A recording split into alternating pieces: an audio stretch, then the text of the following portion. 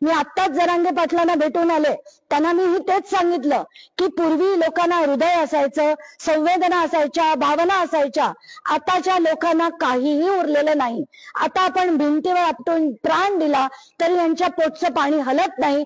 त्यामुळे याच्या पुढे कोणीही उपोषण करू नये. आंदोलन जे करायचंय ते वेगळ्या पद्धतीचं आंदोलन, जनजागृतीचं आंदोलन करायचंय आणि त्यासाठीचा लढा आता आम्ही उभं करायचं ठरवलेलं आहे. जिथे जिथे त्यांनी हात लावला तिथे तिथे त्यांनी माती केली. एक काळ होता जेव्हा सगळे राजकारणी जे होते ते काही बहुतांश त्यातले सिद्धांतवादी होते आणि म्हणून जुन्याचं सोनं करायचे ते. आता काही राजकारणी जे आहेत, काही काय बहुतांश जे राजकारणी आहेत ते सगळे राजकारणी बोट लावतील तिथे माती करतात. त्यातलेच एक राजकारणी जे इथले आहेत, अर्जुनराव खोतकर, जिथे जिथे त्यांनी हात लावला तिथे तिथे त्यांनी माती केली. जनता सहकारी साखर कारखाना असो, कृषी उत्पन्न बाजार समिती असो, जादल्याची खरेदी विक्री केंद्र असो, या प्रत्येक ठिकाणी जिथे जिथे त्यांनी हात लावला तिथे तिथे त्यांनी माती केली. आताच्या घटकेला मी असं ठरवलंय की ह्या व्यक्तीविरुद्ध आता एक मोठा लढा उभा करण्याची वेळ आली आणि तो लढा मी देणार आहे या सगळ्या शेतकऱ्यांसाठी. या शेतकऱ्यांसाठी त्यातले कामगार आहेत ज्यांचे आतापर्यंत देणी जी 2012 पर्यंतची 108 कोटीची होती ती मिळालेली नाहीत. त्यांचे प्रॉव्हिडंट फंड मिळालेले नाहीत. कारण कुठलाही साखर कारखाना जेव्हा विकत घेतला जातो त्या ऍसेट्स बरोबर त्याचे लायबिलिटीज पण विकत घेतले जातात आणि त्या कामगारांचं देणं म्हणा, शेतकऱ्यांचं देणं म्हणा, हे सगळं द्यावं लागतं. पण तसं न करता हा जो कवडी बोलात त्यांना मिळालेला, जसं एक दादा म्हणाले, त्या साखर कारखान्यावर दरोडा घालण्याचं काम हे अर्जुन खोतकरांनी केलंय आणि या विरुद्ध अतिशय तीव्र लढा उभा करण्याचं आम्ही ठरवलंय.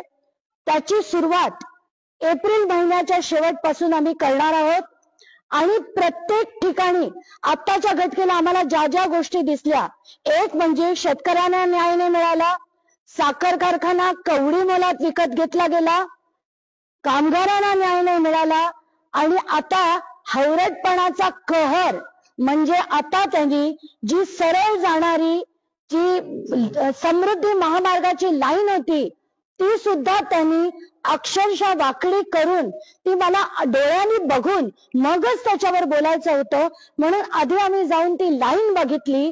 ती पिवळी रेष कशी वाकवली गेली, म्हणजे सरळ जाणारा मार्ग हा वाकडा करून हा बदलण्यात आला. का तर फक्त 18 एकर जमीन देऊन 70 कोटी रुपये या अर्जुन खोतकरांना खायचा त्यांचा प्लॅन होता. म्हणजे 235 एकर पैकी 18 एकर गेली तर उरलेली 215 एकर जमीन फुकट फुकट त्यांच्या घशात जाते. आत्ताच्या घटकेला आम्ही हेच ठरवलंय की हे सगळं थांबवायला लागेल.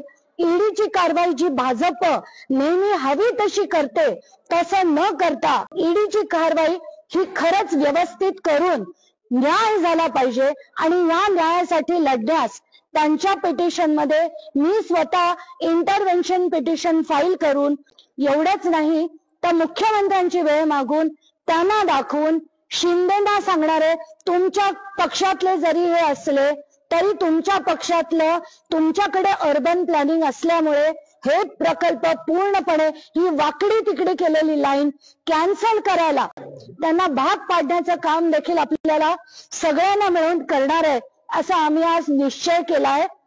आणि याच्या एप्रिल महिन्याच्या एंड पासनं हा लढा अतिशय आम्ही तीव्र करण्याचा ठरवलेला आहे. आम्ही आता असं ठरवलंय की या सगळ्या शेतकऱ्यांना घेऊन मुंबईला जाऊन थेट मंत्रालयात, तिकडे जाऊन आम्ही त्या आझाद मैदानात सडक पडणार नाही, थेट मंत्रालयात जाऊन मुख्यमंत्र्याची भेट घेणार आहोत आणि मुख्यमंत्र्यांना विनंती करणार आहोत की का तर हे न्याय करा, नाहीतर आम्ही आमच्या आंदोलनाची तीव्रता ही अशी हे आंदोलन असं तसं नाहीये.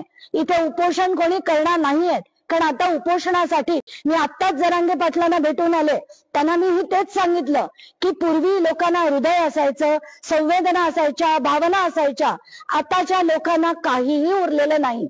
आता आपण भिंतीवर आपटून प्राण दिला तरी यांच्या पोटचं पाणी हलत नाही. त्यामुळे याच्या पुढे कोणीही उपोषण करू नये.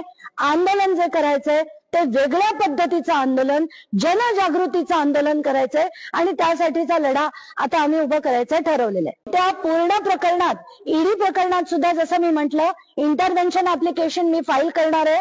जरी मला तिथे पीपीला असिस्ट करायला सांगितलं तरी मी पीपी कडे माझं रिटर्न सबमिशन देणारे जे कोर्टाला ग्राह्य धरावं लागेल.